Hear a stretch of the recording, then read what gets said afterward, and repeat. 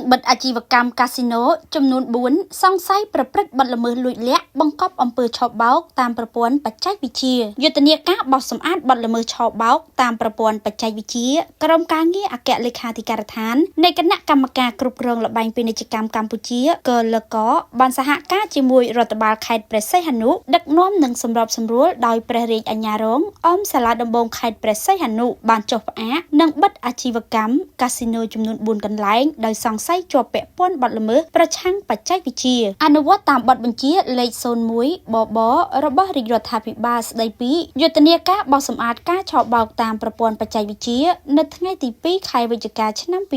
2025ក្រុមការងាររបស់អគ្គលេខាធិការដ្ឋាននៃកលក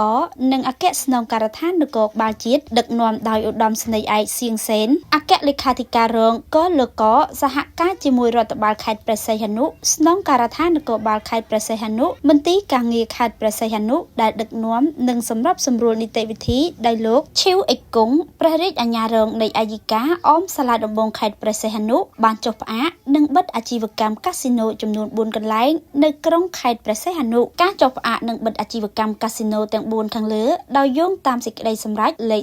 028កលកសសរចុះថ្ងៃទី16ខែតុលាឆ្នាំ2025ស្ដីពីការព្យួរអាជ្ញាប័ណ្ណរបស់ក្រុមហ៊ុនជីនប៉ៃគ្រប់ឯកដែលមានកាស៊ីណូឈ្មោះជីនប៉ៃគ្រប់សេចក្តីសម្រេចលេខ029កលកសសរចុះថ្ងៃទី16ខែតុលាឆ្នាំ2025ស្ដីពីការព្យួរអាជ្ញាប័ណ្ណរបស់ក្រុមហ៊ុន Cambodian Hengsin Real Estate ឯកដែលមានកាស៊ីណូឈ្មោះជីនប៉ៃសេចក្តីសម្រេចលេខ030កលកសសរចុះថ្ងៃទី16ខែតុលាឆ្នាំ2025ស្ដីពីការព្យួរអាជ្ញាប័ណ្ណរបស់ក្រុមហ៊ុន GC Media ឯកដែលមានកាស៊ីណូឈ្មោះ GC កាស៊ីណូនិងសេចក្តីសម្រេចលេខ031កលកសសរចុះថ្ងៃទី16ខែតុលាឆ្នាំ